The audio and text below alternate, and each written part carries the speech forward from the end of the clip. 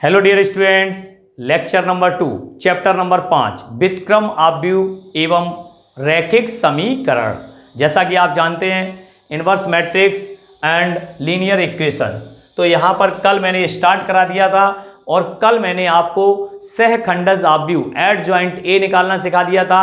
इसके अतिरिक्त मैंने प्रमेयों की भी चर्चा कर ली थी। पहली प्रमेय हमने आपको बता दी थी कि ए इनवर्स क्या होती है। पहली प्रमेय A inverse is equal to adjoint A upon सार्डिक ऑफ ए वेयर सार्डिक of A does not equal 0। कल का मैं थोड़ा सा रिवाइज करा देता हूं जिससे कि आपको पता चल जाए। ये थ्योरम नंबर 1 थी।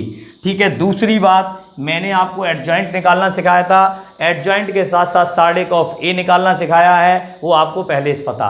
सार्डिक of A does not equal 0, that is इसका मीन्स क्या होता है, ये व्युत्क्रमणीय आव्यूह। सार्डिक ऑफ ए इक्वल टू 0 इसका मीन्स क्या है, ये अव्युत्क्रमणीय आव्यूह होता है। सहखंडज हमने बता ही दिया था कि जो हमारे सहखंडों से निर्मित को फैक्टर्स याद करते हैं, उनके सहखंडों से निर्मित आव्यूह अर्थात जो भी प्राप्त होता है एफ आई जे और उसका परिवर्त आव्यूह। ठीक है, एफ आई जे जो भी उसके सहखंडों से निर्मित आव्यूह होता है उसका परिवर्त आव्यूह ले लें तो दैट इज एडजॉइंट ए। क्या कहलाता है, एडजॉइंट ए। इसी को हम कहते हैं एडजॉइंट ए। ठीक है, इसकी चर्चा मैंने कल आपसे कर ली थी। इसके अतिरिक्त मैंने आपसे कहा था कि कल हम बात करेंगे प्रमेय की। ठीक है, तो प्रमेय में भी मैंने आपको बता दिया। इसके अलावा एक चीज़ और बताई थी, लघु विधि सहखंडज निकालने 2/2 में हमने आपको बताया था कि यदि ए बराबर 5, 7, 6 - 3 सपोज दैट ये दिया गया तो इसका हमें एडजॉइंट निकालना है। तो डायरेक्ट कौन सी विधि भाई, शॉर्टकट मेथड में -3, 5 ये परस्पर बदल दें और इनके चिन्ह बदल दें। तो इस तरीके से आपका हमने बताया था कि ये लघु विधि के द्वारा सहखंडज ज्ञात किया जा सकता है। और बाकी तो कोफैक्टर्स के द्वारा इसका कोफैक्टर सबके कोफैक्टर्स निकाल करके और उसका क्या ले लें, परिवर्त ले लें तो एडजॉइंट ए प्राप्त हो जाता है। इसके अतिरिक्त मैंने आपको एक चीज़ और बताई थी, आव्यूह का व्युत्क्रम। आव्यूह का व्युत्क्रम, तो आव्यूह का व्युत्क्रम मैंने बताया था इनवर्स ऑफ अ मैट्रिक्स। ठीक है, तो इनवर्स ऑफ अ मैट्रिक्स अर्थात ए इनवर्स कैसे ज्ञात करते हैं, इसमें होना चाहिए जो आपकी कंडीशन है ए बी बराबर आई बराबर बी ए, अर्थात ए और बी एक दूसरे के व्युत्क्रमणीय आव्यूह होते हैं। यदि इनका गुणनफल क्या हो जाए, एक आइडेंटिटी मैट्रिक्स आ जाए, आई आ जाए, तो वो एक दूसरे के व्युत्क्रमणीय आव्यूह कहलाते हैं। अर्थात ए बी बराबर आई। हमने पीछे भी आपको व्युत्क्रमणीय आव्यूह की डेफिनेशन बताई है आव्यूह के अंदर, तो यही होता है। अगर मान लीजिए हमें ए इनवर्स चाहिए तो ए को इधर ले जाएं, ए इनवर्स हो जाएगा। ए इनवर्स का किसी भी आइडेंटिटी से अगर आव्यूह का गुणा कर दें तो हमें वही आव्यूह प्राप्त होता है। ये आव्यूह की डेफिनेशन कहती है। कल मैंने आपको यहाँ तक समझा दिया था। कुछ महत्वपूर्ण प्रमेय, ये महत्वपूर्ण प्रमेय चल रही हैं जिसमें पहली प्रमेय मैंने आपको बताई दी है, ए इनवर्स इक्वल टू सहखंडज आव्यूह बटे सहखंडज आव्यूह ए अपॉन सार्डिक ऑफ ए, जहाँ सार्डिक of A does not equal 0। अगर वो सार्डिक of A does not equal 0 है तभी उसके ए इनवर्स का अस्तित्व होगा, अदरवाइज उसका अस्तित्व नहीं होगा। आज हम आपको समझा रहे हैं प्रमेय नंबर 2। केवल आपको ये प्रमेय ध्यान रखनी है क्योंकि इनका यूज जब स्टार्ट होगा, जैसे कि ये सवाल मैंने लिख दिया, अभी मैं समझाऊंगा आपको किस तरीके से करते हैं। तो यदि ए एक तृतीय क्रम का वर्ग आव्यूह हो तो यहाँ पर ए एक तृतीय क्रम का होगा तो यहाँ पर हम 3 लिख देंगे। ठीक है ना, हमारे हिसाब से तृतीय क्रम का है तो I3 होना चाहिए, बिल्कुल सही है। n क्रम का होता तो n लिख देते। तो a इंटू एडजॉइंट है, ये प्रमेय है, हमें एडजॉइंट a निकालना होगा और a से मल्टीप्लाई करना होगा। इस सवाल में हम बताएंगे सार्डिक of a into I3 is equal to adjoint a into a। ठीक है, नेक्स्ट इसकी जो नोट है, पहला नोट है, यदि पहला नोट नहीं है ये, इसमें भाषा लिखी हुई, यदि a तथा b n क्रम का वर्ग आव्यूह है तो, मतलब n क्रम का मतलब ये है कि 2/2 का हो सकता है, 3/3 का हो सकता है, 1/1 का हो सकता है, 4/6, लेकिन अपने यहाँ 3/3 के ही केवल सिलेबस में दिए गए हैं। तो हमने यहाँ पर a into adjoint a is equal to सार्डिक of a into I n is equal to adjoint a into a। ये n की जगह 2, 3, 4, 5 जो भी हैं सब लिख सकते हो। दूसरी इसकी जो प्रमेय है, adjoint into adjoint A is equal to सार्डिक ऑफ ए की पावर n-2 इंटू ए। कहीं अगर ये क्या है, कंपटीशन में बहुत काम आता है, कंपटीशन में या आगे कभी भविष्य में काम आता है तो आप नोट कर सकते हैं, डायरेक्ट इसका वैल्यू लगा सकते हैं। ये निर्भर करेगा इसकी कोटि पर। नेक्स्ट आता है, अगर मान लीजिए यहाँ कोटि n ना होकर के मान लीजिए कुछ और हो जाए तो उसकी जगह पे वैल्यू रख देते हैं। थर्ड है आपका adjoint eighty, adjoint of eighty मतलब एटी का परिवर्त का एडजॉइंट। तो एडजॉइंट ए का होल पावर टी, मतलब इधर एडजॉइंट निकालें किसका, एटी का। पहले ए दिया जाएगा, एटी निकालेंगे और उसका एडजॉइंट निकालेंगे, और यहाँ एडजॉइंट ए निकाल के उसका एटी इसके बराबर हो जाए तो इस प्रमेय को प्रूफ कर सकते हैं। और एक प्रमेय होती है adjoint A B, adjoint A B, adjoint A B को adjoint A into adjoint B ऐसा कह सकते हैं।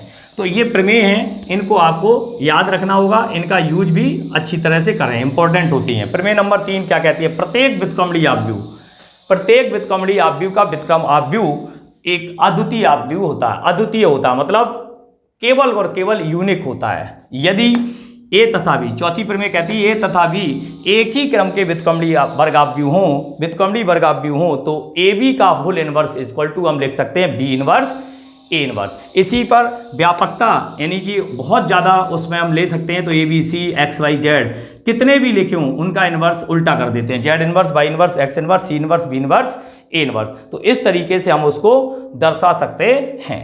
नेक्स्ट अगर हम बात करें प्रमेय नंबर 5, ठीक है, तो प्रमेय नंबर 5 क्या कहते हैं, इसको प्रूफ करने की आवश्यकता नहीं है, बिल्कुल आप इतना ही समझ लें ये निकलता कैसे है।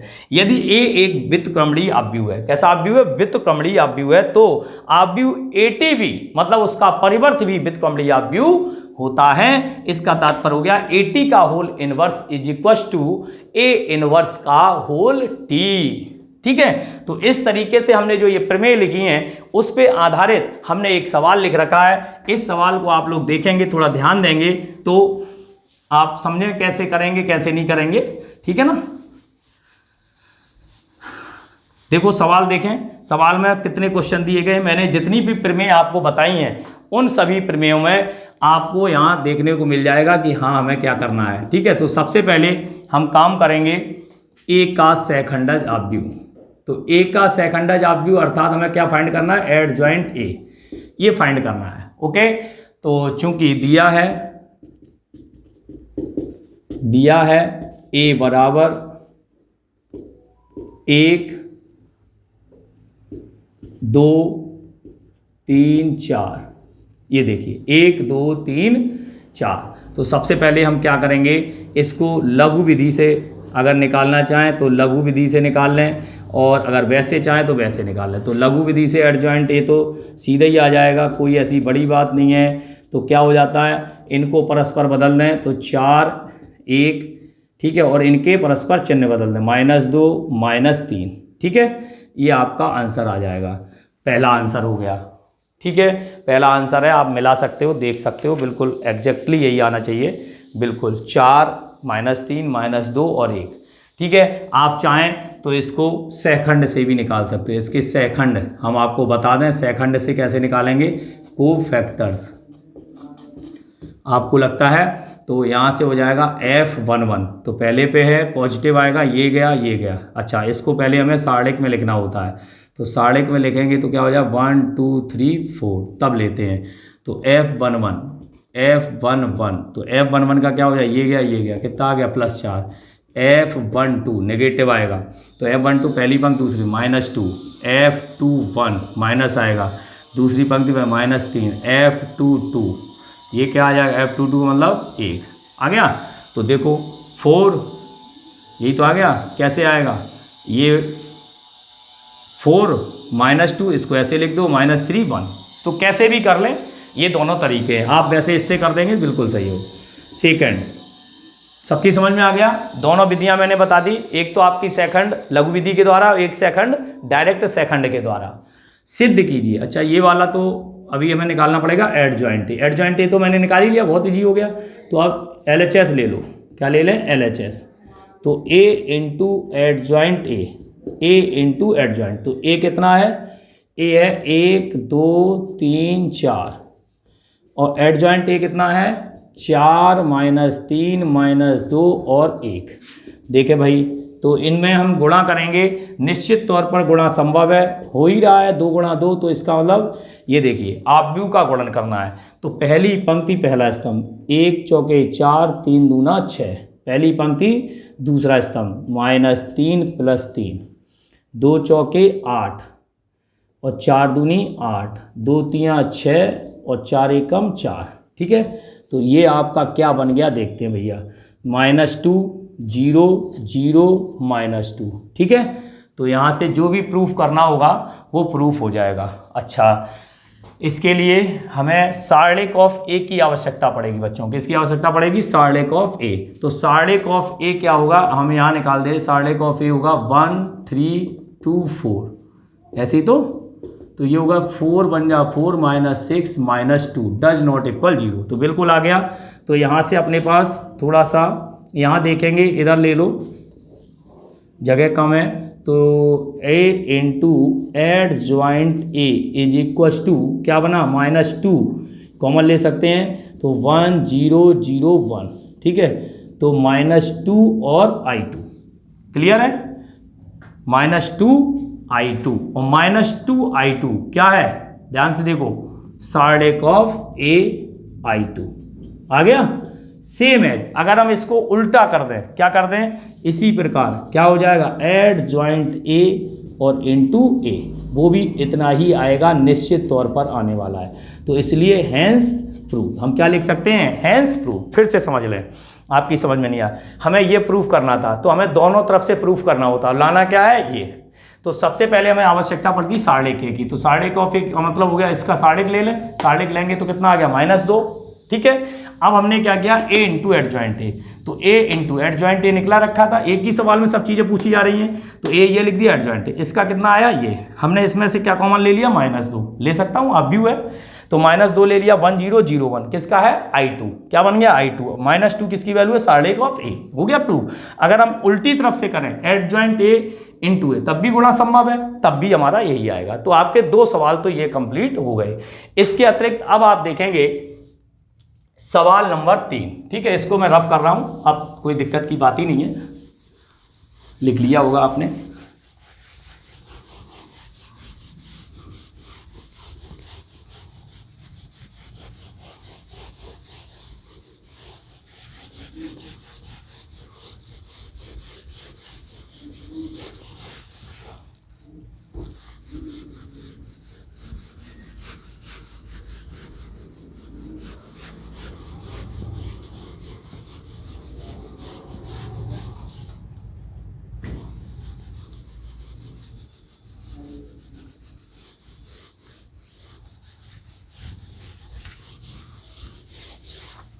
हाँ जी, थर्ड पार्ट है इसका, तीसरा पार्ट देखिए, ए इनवर्स, और हम जानते हैं वी नो दैट क्या जानते हैं, A inverse is equal to adjoint A upon सार्लेक ऑफ ए। कोई दिक्कत नहीं है, ये प्रमेय नंबर 1 है, थ्योरम नंबर 1। तो एडजॉइंट ए 1 अपॉन -2, देखो आया, क्यों आया, क्योंकि सार्लेक ऑफ ए कितना है, -2, और एडजॉइंट ए कितना आया, 4 -3 -2 और 1, इतना आ गया। अब देखो, अगर आप इसको और हल करना चाहो तो ये इसका उत्तर होगा, -2 3/2 1 और -1/2, एग्जैक्टली आंसर तो ये होगा।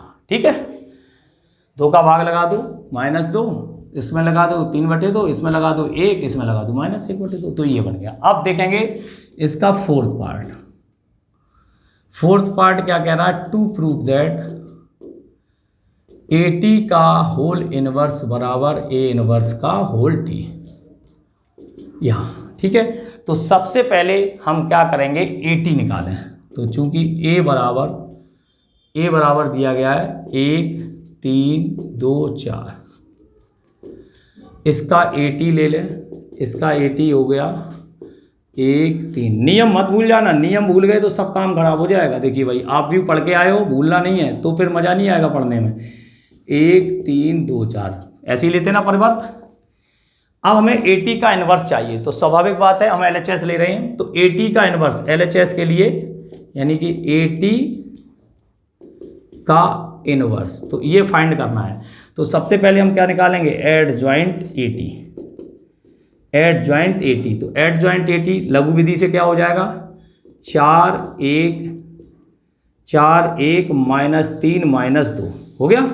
लिख दो लघु विधि, जिससे आपको ध्यान रहे और सामने वाले को। लघु विधि से बहुत जल्दी आ जाता है सॉल्व। अब हम निकालेंगे एडजॉइंट 80 आ गया, इसलिए 80 का इनवर्स। तो 80 का इनवर्स निकालने के लिए उसके मॉड ऑफ 80 ले लो। तो मॉड ऑफ 80 कितना आएगा? पहले मॉड ऑफ 80 हो गया आपका 1 2 3 4, 4 एकम 4, 3 दूनी 6 -2 डज नॉट इक्वल 0। ठीक है, कोई बात नहीं, आ जाएगा यहाँ पे। और इससे हमें निकालना होगा 80 इनवर्स। तो 80 इनवर्स यहाँ निकाल दे रहे हैं, जिससे कि आपका फ़ायदा हो जाए। 80 का इनवर्स, तो 80 इनवर्स क्या हो जाएगा? Adjoint of 80 upon side of 80। ठीक है, तो एडजॉइंट ऑफ 80 यानी कि माइनस के 1/2, और एडजॉइंट ऑफ 80 कितना आया? 4 -2 -3 और 1। यही आपका एग्जैक्टली आंसर होगा। अब ले लो RHS। RHS क्या होगा? A इनवर्स का होल टी, ये फाइंड करना है। तो पहले हमें A इनवर्स, और A इनवर्स अभी अभी निकाल के आयो, ये रहा, ये आयो, तो कोई दिक्कत नहीं। तो A इनवर्स, चूंकि A इनवर्स बराबर क्या लिखा हुआ है? -1/2, ऐसे कर लो, -1/2 4 -3 -2 और 1। ठीक है, अब हमें क्या निकालना है?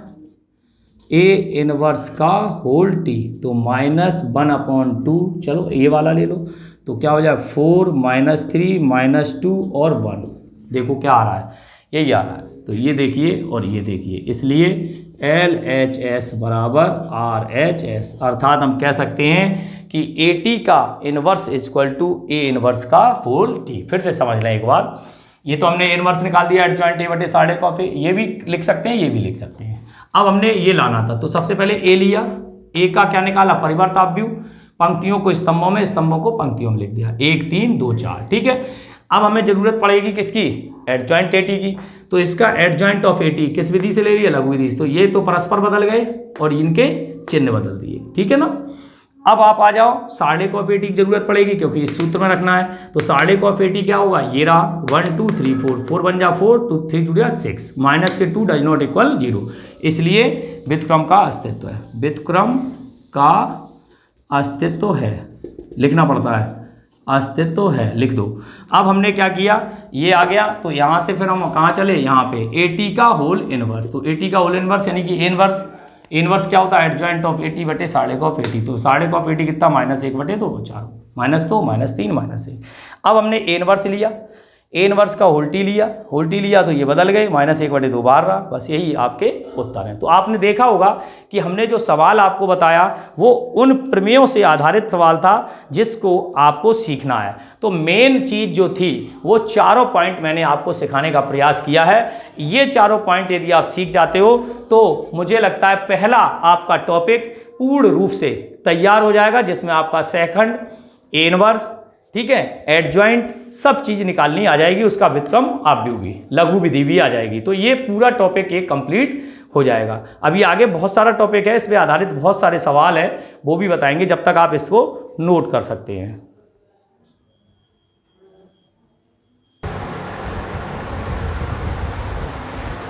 हाँ तो बच्चों देखेंगे दूसरा क्वेश्चन नंबर, ये उदाहरण नंबर 3 है। 2 हमने इसलिए नहीं कराया है क्योंकि आव्यूह A बराबर cos theta sine theta minus sine theta बहुत ईजी है। केवल आपको क्या निकालना? साढ़े कॉफ A निकालना है, एडजॉइंट A निकालना है, वही लघु विधि से निकाल लेना और सीधे A इनवर्स में सूत्र में रखना है, एडजॉइंट A अपॉन साढ़े कॉफ A। ठीक है, तो अभी इसमें फिर से यूज होगा, बहुत सारे सवाल आने वाले हैं। तो हमने जो सवाल लिया, यदि आव्यूह A बराबर, यदि आव्यूह A बराबर 1 2 3 2 3 1 और 3 1 2 हो तो ए इनवर्स ज्ञात कीजिए। अभी फिर से आ गया देखो, और तथा ये भी। तो हम सबसे पहले ए इनवर्स के लिए, ए इनवर्स के लिए तो सबसे पहले हम क्या करेंगे? सेखंड निकालेंगे। क्या निकालेंगे? सेखंड। और साढ़े कॉफ ए निकालेंगे। क्या निकालेंगे? साढ़े कॉफ ए। 1 2 3 2 3 1 3 1 2। ठीक है, ये निश्चित तौर पर कर लें। और इसका प्रसरण कर दें तो प्लस माइनस प्लस, यहाँ लिखना नहीं है किसके अनुदेश करना है, सीधा सीधा 1 2 3 दूनी 6 6 माइनस 1 माइनस 2 ये और ये 2 दूना 4 4 माइनस 3 प्लस 3 और ये आ जाएगा 2 एकम 2 और 3 तिरका 9, ये बन जाएगा 5, ये 4 में से 3 गई 1 माइनस 2 और ये हो जाएगा माइनस 7 या 21, तो ये हो जाएगा कितना 21 यानी कि 23, 5 minus 23 equal to minus 18 does not equal 0, अर्थात व्युत्क्रमणीय है, इसलिए ए इनवर्स का अस्तित्व है, ये लिखना पड़ता है हमें। ठीक है भाई, तो सबसे पहले हम कोफैक्टर्स लेंगे, ये बहुत ज़रूरी है। कोफैक्टर्स में मैंने आपको पहले ही बता दिया, F11 प्लस यहाँ लिख लो F12 F13, थोड़ा दूरी पे लिखो F12 और F13,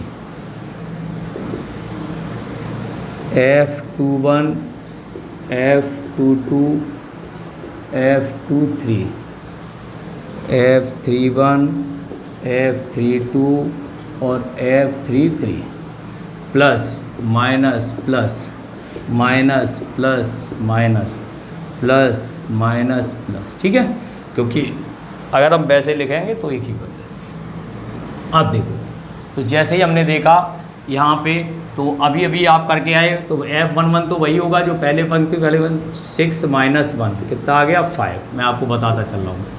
ठीक है, F12 क्या होगा, पहली पंक्ति दूसरा हिस्सा वही 4 माइनस 3, 4 माइनस 3 ये भी होगा आपका माइनस 1, ठीक है। और F13 2 माइनस 9, तो 2 माइनस 9 कितना हो गया माइनस के 7, ठीक है। अब आ जाओ F21 दूसरी पंक्ति पहला 2 दूनी 4 माइनस 3, 4 माइनस 3 माइनस 1, ओके।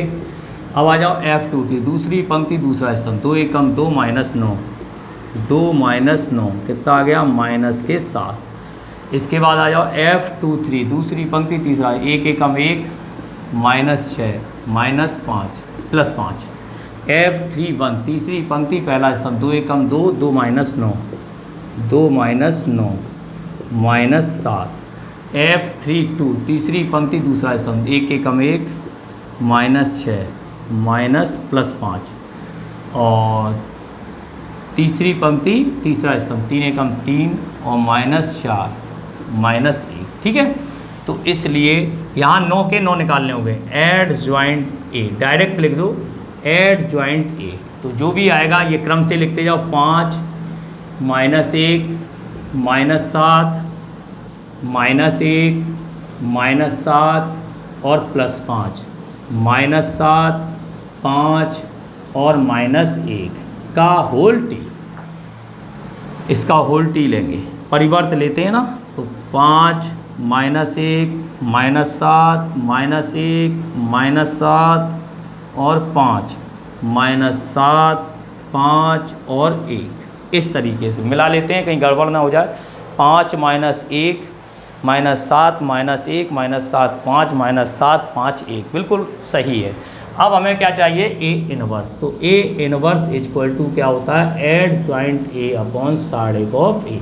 पहले ही हमने बता दिया side of A does not equal 0 है, तो माइनस के 1 अपॉन 18 और यही आ जाएगा 5 minus 1 minus 7 minus 1 minus 7 5 minus 7 5 और 1, ठीक है। एक तो आंसर आपका ये हो गया। अब देखो आराम से अगर आप कर रहे हैं तो मुझे लगता है कहीं गड़बड़ होने वाला नहीं है। देखो हमने पहले ऐसे लिखे, आप भी ऐसे लिख लो, क्यों लिख लो, उसका रीजन पहले हम सीधा लिख के तब उसका परिवर्त लेते हैं। और आप यदि सीधे नहीं लिखना चाहते तो F11 F12 ऐसे लिख लो, तो आप सीधे आंसर लिख देना यही वाला। तो भी आप देखो दोनों टेक्निक्स बता रहा हूँ मैं, ये तो एक लाइन बढ़ाने का काम हमने किया है बस, और कुछ नहीं किया, आपको समझाने के लिए, हमें तो सब समझ में आ रहा है। तो अब लेंगे क्या, to prove that A inverse A बराबर I3, तो हम टेक LHS ले रहे हैं, देखते हैं भैया। तो ए इनवर्स ए, तो ए इनवर्स क्या आया, तो माइनस के 1/18 बाहर लिख लो। ए इनवर्स आ गया आपका 5 -1 -7 -1 -7 और 5 -7 5 और 1। यहाँ पर ए इनवर्स ए क्या है 1 2 3 2 3 1 3 1 2। अब चाहे जितने सवाल निकाल लो सब में यही आएंगे, कहीं इनवर्स पूछेगा कहीं कुछ पूछेगा, बस यही पूछता रहेगा, आप करते रहो, बार बार एक ही चीज़ पूछेगा भैया आ जाएगा। 10 बार तो तुम कम से कम ए इनवर्स निकाल लोगे, 10 बार एडजॉइंट है, इसको ही सवाल समझ में आ जाए। पहली पंक्ति पहला स्तंभ ध्यान से देखना, 5 एकम 5 -2 7 तिया 21, ठीक है। पहली पंक्ति पहला स्तंभ, पहली पंक्ति 5 दूनी 10 3 एकम 3 7 एकम 7, ठीक है। 5 तिया 15 -1 7 दूनी 14, ये आ गया, ठीक है। पहली पंक्ति पहला। दूसरी पंक्ति पहला -1 7 दूनी 14 5 तिया 15, चलिए -2 7 तिया 21 और 5 एकम 5, ठीक है, ये आ गया। चलिए अब आ जाओ यहाँ पे -3 -7 और 5 दूनी 10, ये आ गया यहाँ पर बेटा, ये आ गया 7। पहली पंक्ति 7 एकम 7 5 दूनी 10 और 3 एकम 3 13, और यहाँ कितना आ गया 7 13 7 6, गलत आ रहा है कहीं, -7 एकम 7 और 5 दूनी 10 और 3 एकम 3, यही आ रहा है। -7 + 10 -3 आ रहा है।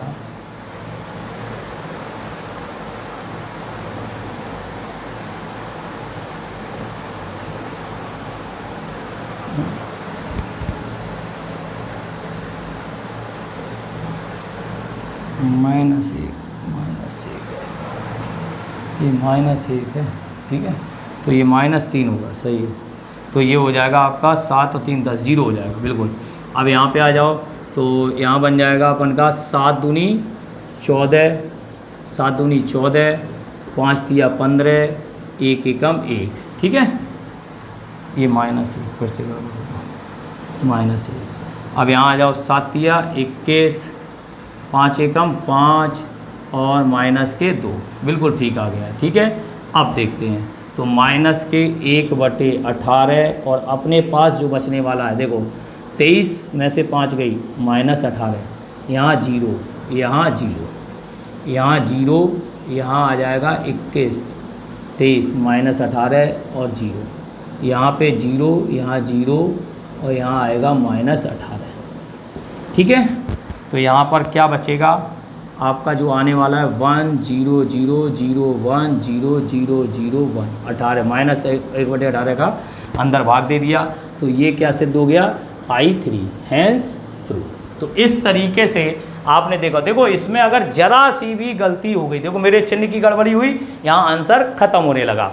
अगर तुम्हारा यदि अगर यहाँ पर सेकंड गलत हो गया, क्या गलत हो गया सेकंड रॉन्ग हो गया, तो आपका सवाल गारंटेड नहीं आ सकता है। ये नोट कर लें, यदि आपने सेकंड सही निकाल लिया तो आपका इनवर्स एडजॉइंट सब कुछ सही आने वाला है और आपका सवाल सही होने वाला है, आपको कोई नहीं रोक सकता है।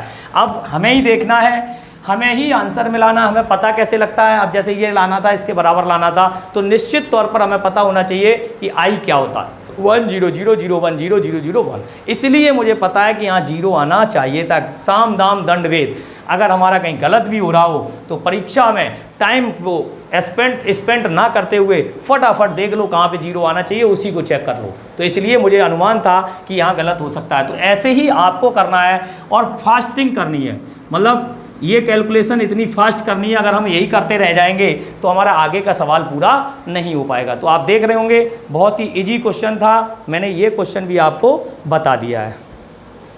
अब आप एक क्वेश्चन और देखेंगे, अभी मैं उसको भी करा दे रहा हूँ, ठीक है, इसको आप नोट डाउन कर सकते हैं।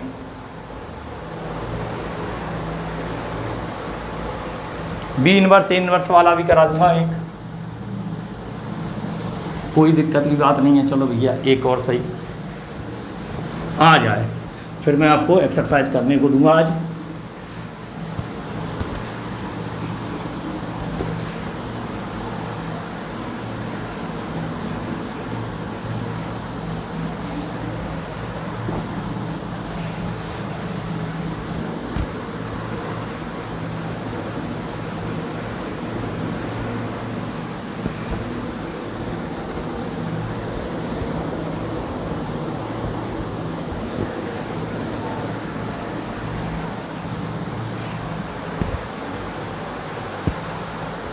उदाहरण 4, ये मोस्ट इम्पॉर्टेंट है, आया हुआ प्रश्न है, शायद 2012 में आया हुआ, देख लेना, आया हुआ है। यदि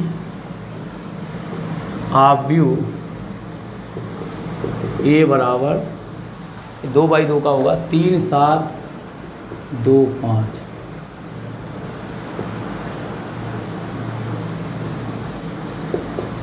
बी बराबर 6, 8, 7, 9 हो तो सिद्ध कीजिए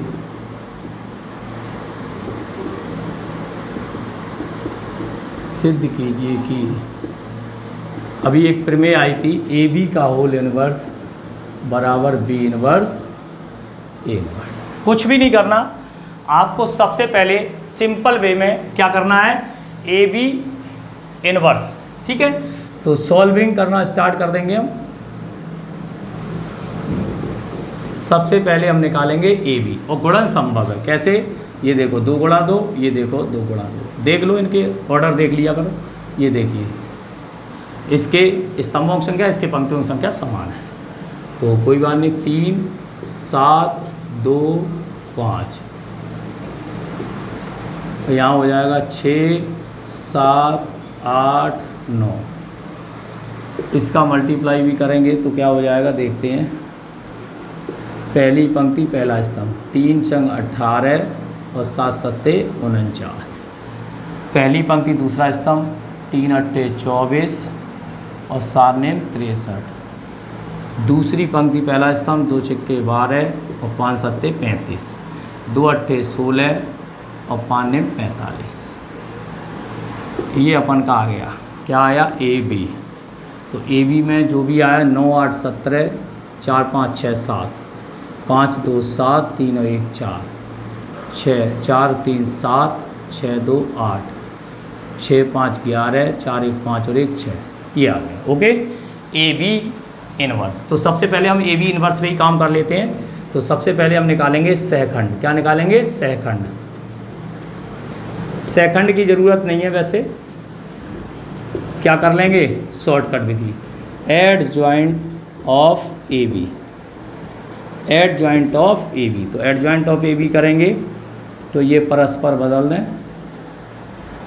67 -47 -87, ठीक है। इसलिए ए बी का होल इनवर्स हम जानते हैं, क्या, adjoint of A B बटे सारणिक ऑफ ए बी। यहाँ सारणिक ऑफ ए बी नहीं निकाला, वो भी निकाल देते हैं, सारणिक ऑफ ए बी। तो सारणिक ऑफ ए बी 67, 47, 87 और 61, ठीक है। इसका कुछ -2 के लगभग आएगा फिलहाल, ठीक है। तो ए बी का जो सारणिक आता है वो -2 के हिसाब से आएगा, -2 आएगा, 2 डज नॉट इक्वल 0, निकाल लेंगे, कोई दिक्कत नहीं। इसका मल्टीप्लाई करना है, इसका -2 आएगा कन्फर्म, तो हमें ये निकालेंगे। तो अब हमारे पास आएगा तो -1/2 और ये आ जाएगा 61 -87 -47 और 67। ये आपका एक आंसर हो गया, ए बी का इन्वर्स। अब हम चलेंगे दूसरी तरफ, LHS सी है,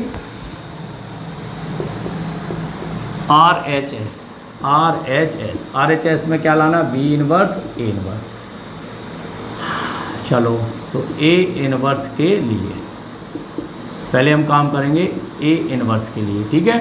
तो ए इन्वर्स के लिए काम करेंगे तो सबसे पहले ए बराबर, ए क्या है, 3725 सारणिक ऑफ ए, 3725, 5 तिया 15, 7 दूनी 14, 1 डज नॉट इक्वल 0, व्युत्क्रमणीय है। कैसा है, बात सबके लिए, ए इनवर्स का अस्तित्व है, सबकी बात लिखी जाती है, यहाँ पर भी लिखनी चाहिए, व्युत्क्रमणीय है, बार बार व्युत्क्रमणीय है, ए बी इनवर्स का अस्तित्व है, हर बार लिखनी होती है नियम के अनुसार, लिखो नहीं तो वो बात अलग है। अब निकालेंगे एड ज्वाइंट ऑफ ए, वही इनको आपस में बदल लें, 5 3 -2 -7, ठीक है भाई। इसलिए ए इनवर्स क्या हो गया, ए इनवर्स हो गया एडजॉइंट ए अपॉन साढ़े ऑफ ए 1/1 और ये हो गया 5 - 7 - 2 और 3। ठीक है भैया। अब हम चलेंगे बी इनवर्स के लिए। तो बी इनवर्स के लिए चलेंगे तो बी = क्या है 6 7 8 9 6 7 8 9 6 7 8 9 तो साढ़े का बी हो जाएगा आपका 6 7 8 9 का 6 7 8 9 तो ये हो जाएगा 54 - 56 - 2 डज नॉट इक्वल 0। अब हम क्या निकालेंगे देखते चलना। अब हम निकालेंगे adjoint of B. Adjoint of B तो एडजॉइंट ऑफ बी क्या आएगा, यहाँ पर भी लिखना होगा व्युत्क्रमणीय है और इसके बी इनवर्स का अस्तित्व है। बी इनवर्स का अस्तित्व है। ठीक है, बी इनवर्स का अस्तित्व है। तो यहाँ पर एडजॉइंट बी क्या हो जाएगा, बस इनको आपस बदल दें 9 6 -7 और -8। इसलिए B inverse adjoint B upon साढ़े का बी ये हो जाएगा -1/2 और 9 -8 -7 और 6 ये आपका बन गया। तब अब निकालेंगे बी इनवर्स ए इनवर्स। तो बी इनवर्स आया आपका, ये आ गया -1/2, पहले गुणा मत करें, 9 -8 -7 और 6। ठीक है, अब ए इनवर्स आ गया आपका। ए इनवर्स कहाँ गया, ये रहा 5 -7 -2 और 3। चलिए -1/2 और यहाँ पर मल्टीप्लाई करने जा रहा हूँ 9 × 5 = 45 9 5 = 45 और 8 2 = 16। ठीक है, और 9 7 = 63 और 8 3 = 24 7 5 = 35 और 6 2 = 12 और 49 और 6 3 = 18। ये आ गया minus B inverse A inverse बराबर -1/2 और यहाँ पर हो जाएगा 45 और 61, यहाँ हो जाएगा 47, यहाँ हो जाएगा 87 माइनस के और यहाँ हो जाएगा कितना, ये आया 61 9 8 17 67 4 1 5 और 1 6। देखो अब देखो क्या आ रहा है, -1/2 61 -47 -87 और 67। इसलिए स्पष्ट होता है क्या, स्पष्ट है ए बी का होल इनवर्स बराबर B inverse A inverse. 3 number में ये बहुत ही बेहतरीन सवाल होता है, बिल्कुल आ सकता है। ठीक है ना। तो आप देख रहे होंगे कि इसमें केवल और केवल किस चीज़ का, अगर आपने सेकंड को फैक्टर सही निकाल लिए तो एडजॉइंट ए सही आ जाता है और एडजॉइंट ए सही आ जाता है तो ए इनवर्स आ जाता है। फिर हमसे जो चाहे वो पूछ ले, अपना काम सही हो जाता है। ठीक है भाई। अभी एक नया मेथड जो है वो कल के लिए रह गया है, उसमें हम समीकरणों के द्वारा ए इनवर्स निकालना सिखाएंगे। उससे पहले आपको कुछ होमवर्क करना होगा, वो मैं आपको बता रहा हूँ। एक्सरसाइज 5.1 में आप स्टार्ट कर देंगे x के किस मान के लिए, अव्युत्क्रमणीय है। अव्युत्क्रमणीय का मतलब होता है साढ़े का a बराबर 0 रख देना, x का मान आ जाएगा। ये हमने सिद्ध कराई दिया है। तीसरे में आपको कौन कौन से आव्यूह व्युत्क्रमणीय आव्यूह इनको a बराबर मान लेना, जिनका साढ़े का a डज नॉट इक्वल 0 आ जाए व्युत्क्रमणीय लिख देना, अदरवाइज अव्युत्क्रमणीय हो जाएंगे। ठीक है, चौथा भी बन जाएगा। अब आप यहाँ से कम 6 7 8 सवाल जो हैं उन्हें करके देखेंगे, है ना। करके देखें, प्रैक्टिस करें। आज आपको यही प्रैक्टिस करनी है ना। इसकी थ्योरी भी हम आपको डाल देंगे। थ्योरी ज़्यादा है नहीं, जो भी थी वो हमने बता दी फिलहाल। अब आगे का टॉपिक आएगा जब फिर बताएंगे। ठीक है, आज के लिए इतना ही, है ना। धन्यवाद।